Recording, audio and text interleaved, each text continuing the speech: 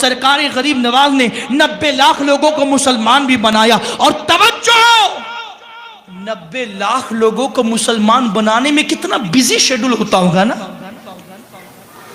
کتنا busy schedule رہتا ہوگا. اتنا بیزی شیڈول رہتا تھا کہ غریب نواز جب ہندوستان تشریف لائے، اس دن سے لے کر وقت وصال تک اپنے تن کا جوڑا تبدیل نہیں کیا.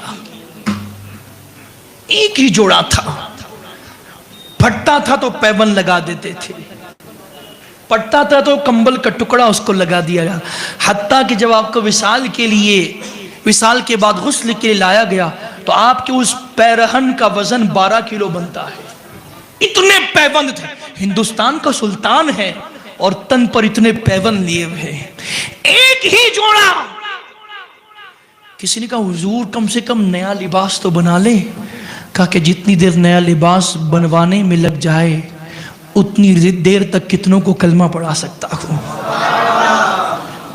تن کا جوڑا تبدیل. ہاں یہ الگ بات ہے، اس کے باوجود میرا خواجہ ہمیشہ خوشبودار رہا کرتا تھا. یوں نہیں کہ اتنے برسوں تک ایک جوڑے پر رہے اور تن سے کوئی بدبو معاذ اللہ، اس کا تصور بھی نہیں ہے. خوشبو ہی خوشبو تھی. اور کیوں نہ ہو، اس کا بیٹا تھا نا. کس کا؟ ہاں اسی مدینے کی سرکار کی اولاد ہے کہ جس مدینے والے تاجدار کا پسینہ لوگ عطر کے طور پر استعمال کیا کرتے تھے.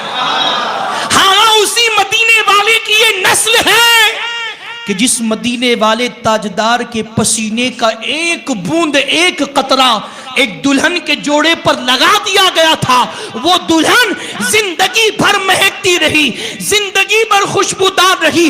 حد تو یہ ہے وہ تنہا خوشبودار نہیں رہی، اس کی جو اولاد ہوتی تھی خوشبودار پیدا ہوتی تھی، معطر پیدا ہوتی تھی. اس کی اولاد کی اولاد پیدا ہوتی تھی، خوشبودار پیدا ہوتی تھی، معطر پیدا ہوتی تھی. اس کی اولاد کی اولاد کی اولاد پیدا ہوتی تھی، خوشبودار ہوتی تھی، معطر ہوتی تھی.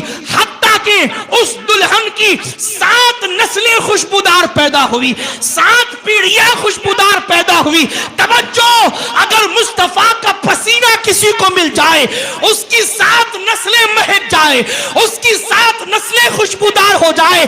ارے میرا غریب نواز وہ نہیں ہے جس کو مدینے والے کا پسینہ ملا ہو، یہ تو وہ ہے جس کو مدینے والے کا خون ملا ہو، جس کی رگوں میں مصطفیٰ کا خون بہتا ہو، جس کے بدن میں مصطفیٰ کا خون بہتا ہو. وہ معطر بھی تھا، وہ نورانی بھی تھا.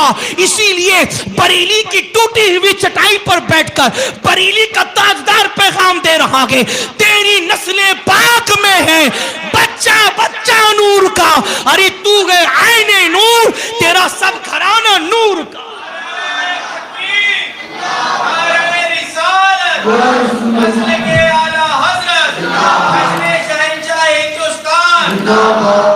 سرکار غریب نواز رضی اللہ تعالیٰ عنہ کی عظمتوں کو کون سمجھے گا؟